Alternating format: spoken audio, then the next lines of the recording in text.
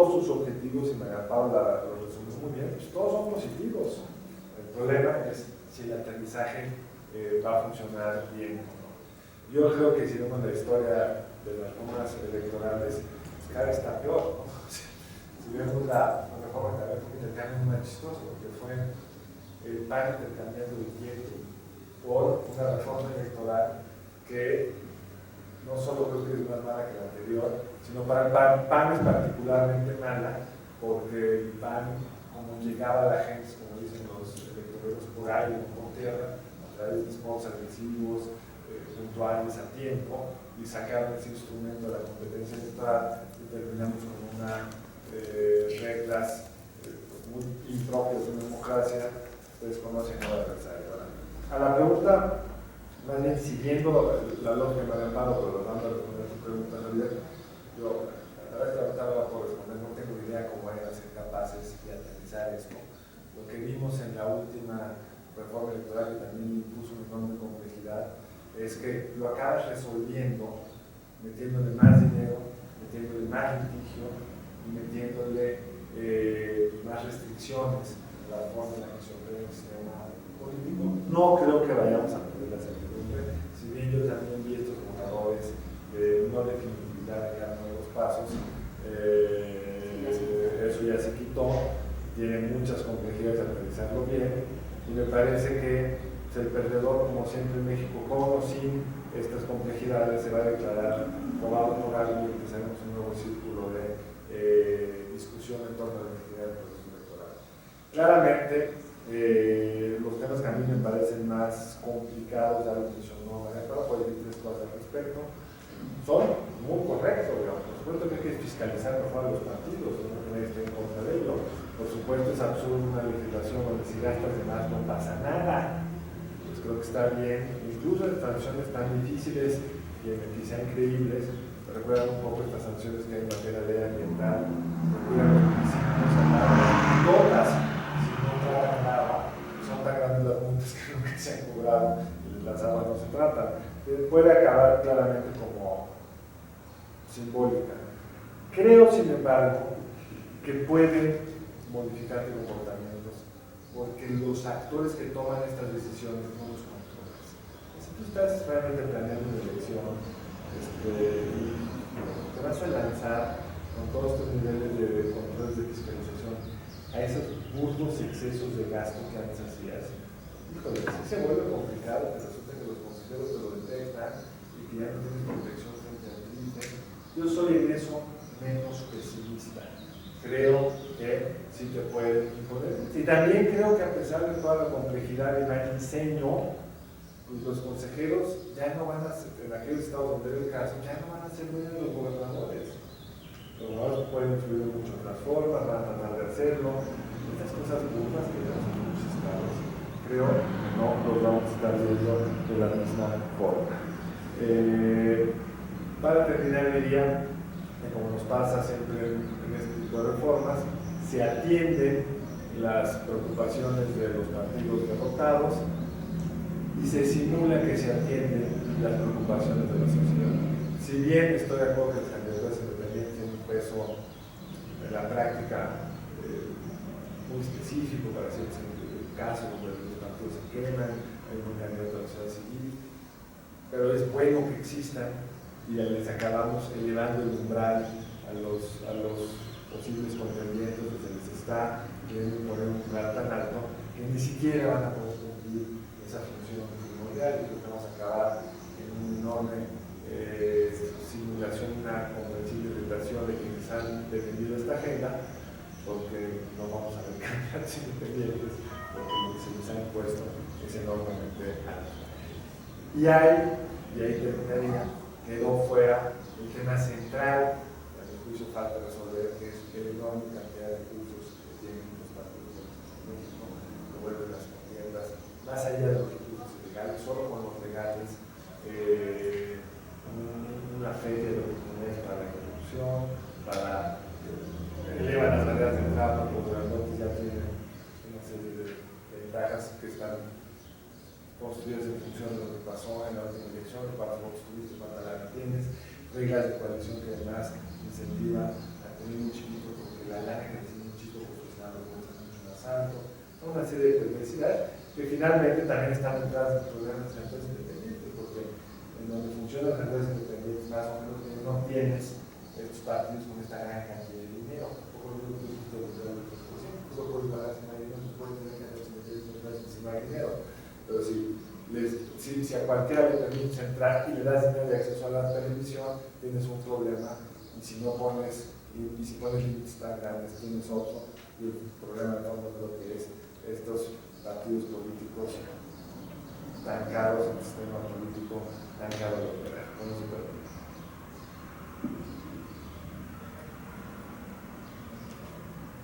Bueno, primero, gracias a María Amparo por explicarnos que esta reforma tiene algunas bondades.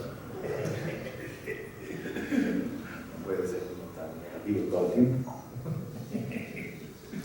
Y lo que yo trataría más bien de si es un trueque aparentemente raro, ¿no? Si yo tenía asegurada el apoyo del PAN para la energética, ¿para qué le doy lo que él quiere electoralmente? Yo creo que aquí hay un punto clave, es decir, ¿qué ganó el PAN en lo inmediato? Una reforma energética mayor de la que quería Peña Nieto. O sea, esa impresión da, o le ayudó comparsa para ir a una reforma mayor.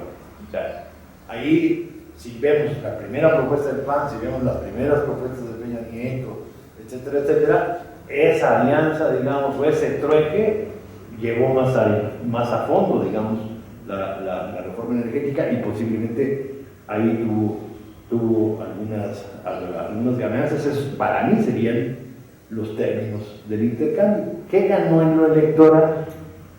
En primer lugar, el INE será un bollo, será corto, lo que ustedes quieran y manden, para la burocracia nacional del PAN. Concentrar todo en el INE es mucho más fácil, digamos, para contener a las burocracias estatales en las elecciones locales. Entonces, inclusive, todavía no se ponen de acuerdo a cómo lo van a concretar. Eso es por lo que no sale todavía, porque hay quien lo quiere dejar, digamos, todavía muy potestativo y que solo en determinadas condiciones, al revés de potestativo, que solo en determinadas condiciones, bajo ciertos supuestos, entonces intervendría el Instituto Nacional en las elecciones locales, y mientras que aparentemente la posición del PAN es pues casi que de inmediato y en automático que intervenga. Entonces ahí es muy sencillo, es decir, una burocracia nacional con poco peso en algunos estados, o con ningún peso en algunos estados, con menor peso relativo de la que tienen sus burocracias partidarias en los estados, con esto tienen más capacidad de influencia. Esa es una ganancia importante. El 3% también es muy importante para el PAN. Menos, digamos, ahí los perjudicados son PT y Convergencia fundamentalmente. Para el PAN, digamos, la medida en que se achique el mercado, la oferta electoral, digamos, su potencial de captar votos es mayor. Creo que el principal ganón del 3% es fundamentalmente el PAN. No es que sea bueno o sea malo, tiene una dedicatoria muy clara. Y con lo de los dineros, pues depende de qué pase, y depende de cómo quede. Se ha dicho mucho, y aquí mismo hemos señalado que realmente es bastante compleja. Entonces, visto así, pues para el PAN fue, digamos, un intercambio, un trueque bastante racional. Y el PRI o le sirvió para tapar la cara, o le sirvió para hacer una reforma energética más profunda de lo que formalmente quería.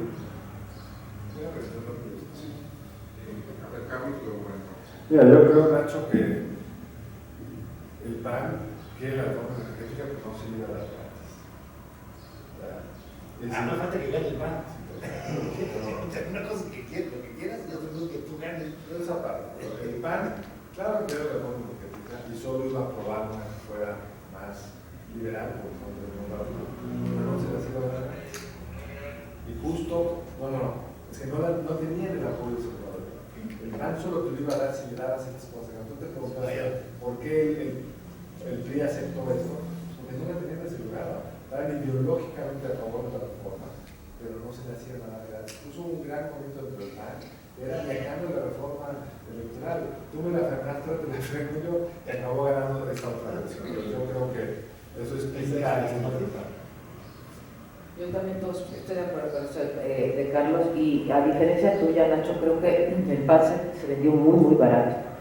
A pesar de que señalas bien que hay algunas partes de la reforma electoral, como la parte del umbral que puede beneficiar, ¿no? Vamos a ver cómo se mueven las preferencias electorales, cuando cada vez vemos que menos ciudadanos. Sacaba hace unos días Roy Campos una encuesta, como nunca hay gente que no se identifica con ningún partido, prácticamente la mitad de la población, ¿no? Cuando esto normalmente rondaba en el 35%. Entonces yo creo que se vendió muy barato.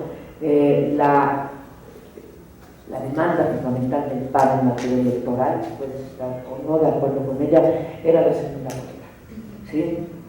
Y desde luego que no la consiguió. El PRI estaba en contra, pero llegado el momento ya en el precipicio, yo creo que hasta la segunda vuelta hubiera dado el PRI, ¿sí?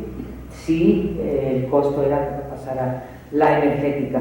Y respecto a Carlos, ¿sí? Pues no comparto tu optimismo sobre que esto de las causales de nulidad vaya a inhibir conductas. Lo que es más, me sorprendió porque el otro día que nos cruzamos en el pasillo, llevabas el libro que comentamos de Juan Luis López, ¿no? Y bueno, cada vez más, a mí Fausto Hernández me han pasado varios artículos también en diferentes campos de acción de los ciudadanos.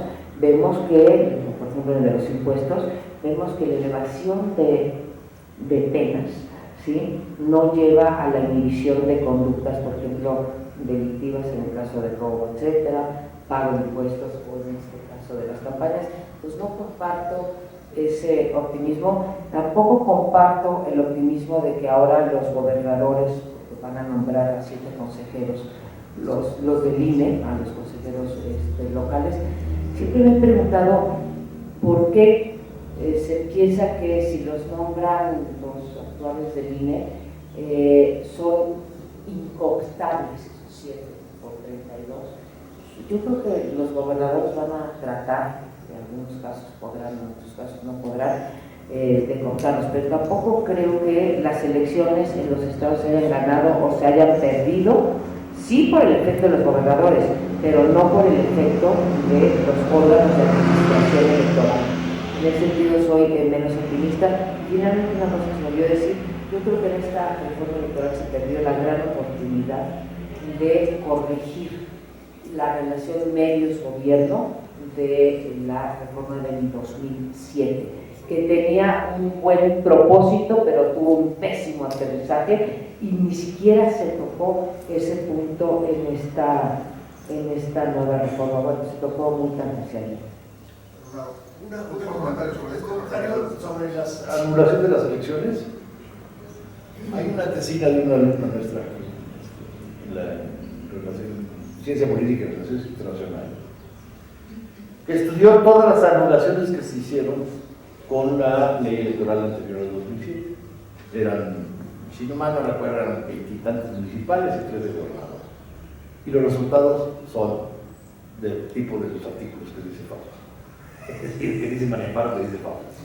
Es decir, anula la elección y hizo fraude, gastó más, etcétera, etcétera, vuelve a ganar y con más votos.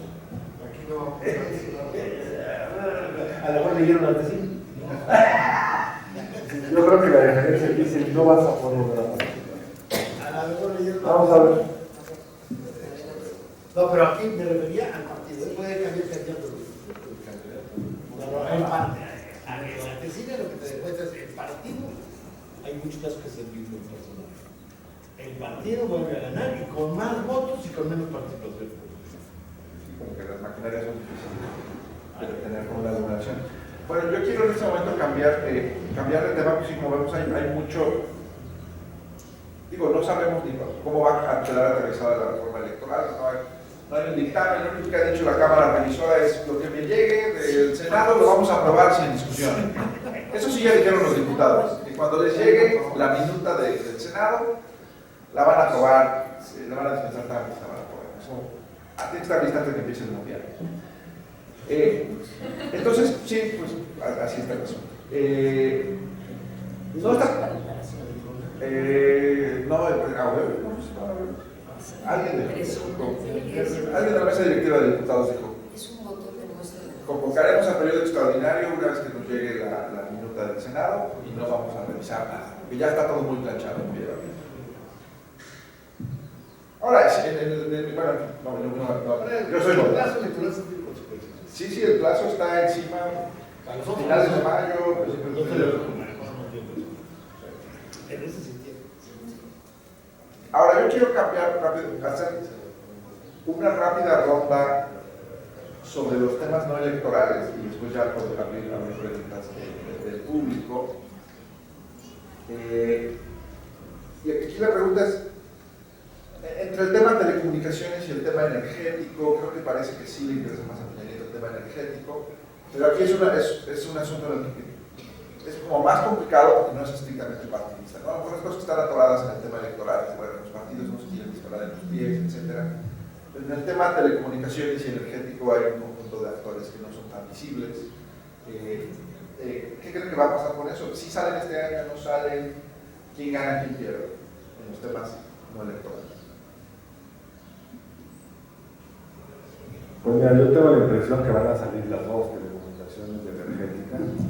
Creo que en la primera, pues es en telecomunicaciones lo que está, pues, ambos perdedores tratando de, bueno, Telmex querría posponerla lo más posible. Pues claramente el juego es tratar de que esto, con el apoyo del PRD, tratar de que se vaya a septiembre.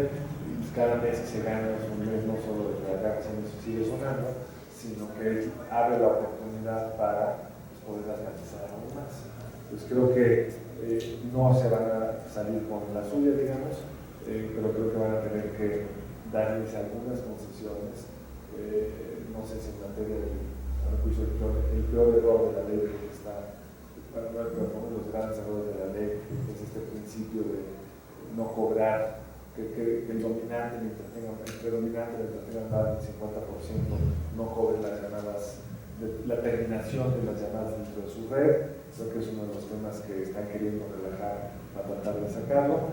Y por supuesto está toda la otra discusión de quienes querían amarrar más a Televisa, digamos, a las televisoras, que se desamarraron un poco en la ley secundaria. La parte del internet que hizo mucho ruido, yo creo que fue un poco como lo del ladrón, fue algo que trataron de subir los que querían que esto se frenara para complicar la aprobación de la ley. Ya quitaron todo lo que sonaba más amenazante, están prácticamente copiando la redacción que existía previa.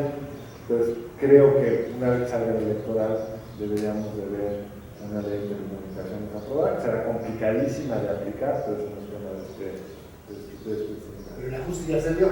Yo creo que está. Los meses que, el mes y medio que lo hizo, ahí se dio. Yo creo que ahí se dio y que deberemos hacer un equilibrio. La energética es muy distinta porque el PRD está fuera de la discusión. Lo que vamos a ver es una revisión de lo que vimos en la norma constitucional, cuando puedan agarrar el Ecuador como Marbanacá, cuando el Ecuador no les sirva lo que era en el Congreso, o sea, es el resto, es donde más tienen que correrse a la izquierda para que AMLO no lo rebase completamente ideológicamente en 2015, pero creo que hay un acuerdo PAN de la sala electoral, sí hay un acuerdo muy claro, PAN de que debe seguir más o menos en esos términos. Creo que lo que vamos a ver en la discusión son a los actores afectados por la reforma, y vamos a ver, por ejemplo, va a venir el tema de contenidos nacionales.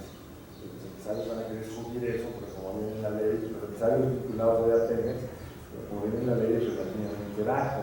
Está el tema de qué va a pasar con las pensiones, que no está discutido porque no es un tema contractual no de ley, pero los que quieren, digamos, abrir espacio de maniobra a Telmex van a querer que haya algún tipo de compromiso sobre ese tema. Está esta discusión de cuánto se le va a dar realmente a Pemex en la ronda cero, porque ya en la ley una posibilidad de que la lógica original de la reforma energética era muy nítida. Tú dices lo que puedes, Pemex, representas una ronda cero, te la valido en función de un análisis de tus potenciales. Si te doy algo que no puedes desarrollar en X tiempo, me la regresas. Y en la ley le están abriendo una puerta, que es, si quieres cambiar el régimen de asignación ronda cero, donde tú lo desarrollas pues, con las viejas reglas de contratos a terceros, si quieres, pero lo de Pemex, si lo quieres cambiar a, no me das a la licitación, pero a un contrato de utilidad o producción compartida, lo va a hacer Pemex esa licitación con el apoyo, va a hacer esa licitación con el apoyo de la, controlado por la CNH, pero habrá dos ventanillas, la que asigna desde Pemex y la que asigna desde la Secretaría de Energía.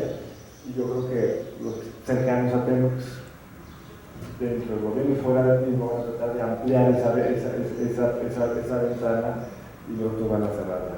Hay algunas incongruencias de lo que he leído hasta ahora en la reforma, que va a generar también cierta atención. Los criterios de transparencia, escribió y eso, en materia de premios son mucho menos estrictos que a nivel de los contratos que dan en terceros. No sé si lo vayan a mantener así, pero creo que ahí va a haber una petición, digamos, desde el PAN de que sea más abierto de lo que se presentó. Creo que en materia industrial hay algunos plazos muy duros, aunque la crítica hasta ahora ha sido que en materia de apertura de gasolinas hasta el 2017, qué horror que tardado. En el fondo, pues es un plazo corto para abrir un sector que ha estado tan cerrado, bueno, está totalmente cerrado bajo el control de un solo actor, y estoy seguro que va a haber un enorme esfuerzo de todos los que viven alrededor de este mercado para tratar de alargar los tiempos. Pero creo que como la estructura de la reforma no tiene las contradicciones que tienen las otras, y me parece que hay un bastante cercano acuerdo entre las cúpulas del PRI y el PAN para tratar de sacar en junio. Que si se están vendiendo baratos o no los del PAN, yo no sé. Pero el PAN tiene ahí una cachucha muy libre en sus intereses ideológicos y empresariales, pues que creen que esa salida ya es rápido. Pues eso es donde ser el partido del centro, en este caso el PRI, moverse hacia la derecha, pues que permite esa cobertura, como lo hizo en la reforma fiscal por el lado izquierdo. Pues creo que es el escenario que estamos viendo. Las reformas, el impacto de las reformas desde el punto de vista económico creo que va a tener dos pistas. En materia de electricidad, que la reforma en el fondo de más rápido impacto económico debe ser muy pronto, en aguas profundas bastante más lento. Entonces hay una enorme presión de los ambientalistas, con buenas razones, en torno al gas, a las distintas zonas, ¿no? Pero yo no sé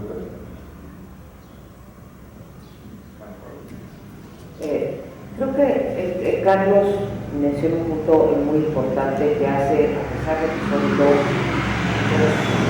reformas constitucionales complicadas y en las dos está interesado el gobierno de Peña Nieto, aunque es cierto, mucho más interesada en la energética, tampoco le viene mal que tenga una reforma en telecomunicaciones y rebajar un poquito el gran poder que han acumulado en este sector los privados. Pero lo que señala muy bien Carlos es que sí son dos reformas de muy distinta naturaleza. En el caso de las telecomunicaciones, ya de entrada tú estás afectando a sectores que están muy enraizados en la economía mexicana y con unos enormes privilegios. Yo ya no me aclaro si es la ley anti-Slim o es la ley anti-Televisa, es la ley anti los dos.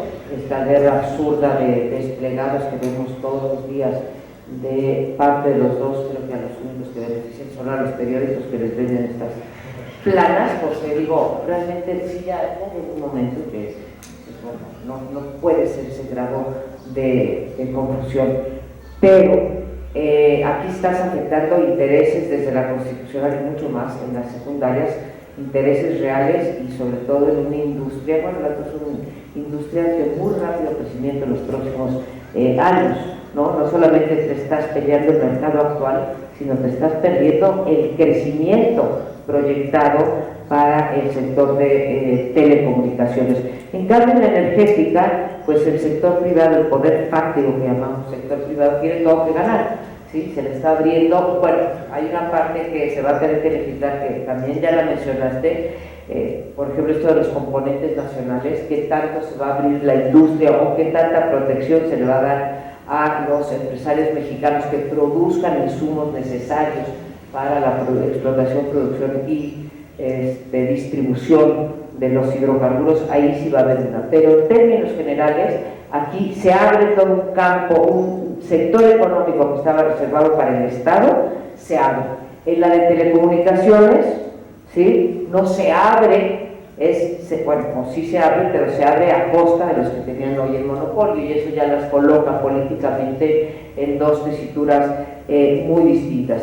Creo que Carlos ha hecho un servicio muy importante en sus dos últimos artículos de Excelsior, el de hoy y el de la vez pasada, hablando no solamente de la transparencia, sino también, lo menciona al margen, pero lo ha dicho en otros foros, pues los peligros en un país como es México, con altos grados de corrupción, el que esto pase a manos de los privados. O sea, el hecho de que se vaya a manos de los privados no quiere decir que vaya a desaparecer, ni mucho menos la corrupción. Y ahí yo quisiera citar algunos ejemplos de Stiglitz, el premio Nobel, en donde él alerta ya hace muchos años sobre los contratos de largo plazo a compañías privadas sin una adecuada intervención del Estado, porque en todos lados, incluso en Estados Unidos, han estado marcados por los peores abusos. Él cita un caso de Alabama contra, no me acuerdo si es Exxon, en fin, pero es muy viejo ese, sí, incluso antes de que fuera Nobel, pero lo ha seguido, digamos, innovando, lo ha seguido actualizando con casos nuevos, uno reciente de Alaska, me parece que es. Entonces, claro, las capacidades del Estado, creo que hay dos puntos que desgraciadamente las leyes secundarias podrán ayudar, pero una vez más será la práctica la que nos diga si esto se va a poder aterrizar bien. Una es la falta de capacidad de supervisión del Estado mexicano, que no veo por qué vaya a surgir repentinamente. Y el otro, a lo mejor Carlos me puede aclarar, es la falta de definición de esta nueva figura que aparece de pronto, no sé si en la Constitución o nada más está en los proyectos de ley, de las empresas productivas del Estado. ¿Sí? Bueno, estas empresas productivas del Estado, que es la que vamos a convertir Pemex, no sabemos qué es. Antes teníamos la ley de responsabilidades de las empresas paraestatales, teníamos las empresas paraestatales, teníamos los organismos desconcentrados y organismos descentralizados, y hoy aparece esta figura que no está regulada en ningún otro lado, que simplemente me apareció y que puede ser, como señalas muy bien hoy en el artículo, Carlos, que hay una parte que Pemex sería eso, y entonces no tendría que ser tan transparente, que es como si se asocia, o al revés, si se asocia con las empresas privadas. Entonces creo que hay muchos interrogantes, y lo que sí no podemos decir es que creo que ya tenemos una fatiga de reformas estructurales, y que las reformas estructurales, yo en principio estoy de acuerdo con ambas, ¿sí? Vaya, con la concepción general de ambas, pero ni van a dar resultados el día de mañana, ¿sí? Y en ese sentido yo creo que es meritorio de parte del gobierno, que creo que no va a cosechar muchos de los frutos de estas reformas, sí lo tengo que decir. Creo que, digamos, a lo que se aspira, que es a este gran crecimiento, inversión, etcétera, le va a tocar más al siguiente que a este, ¿no? Pero sí tengo mis dudas de que arroje los beneficios que nos están diciendo, y mucho menos los spots. Esto de que va a bajar la gasolina y la electricidad. Todavía, bueno, gas y electricidad estará por verse.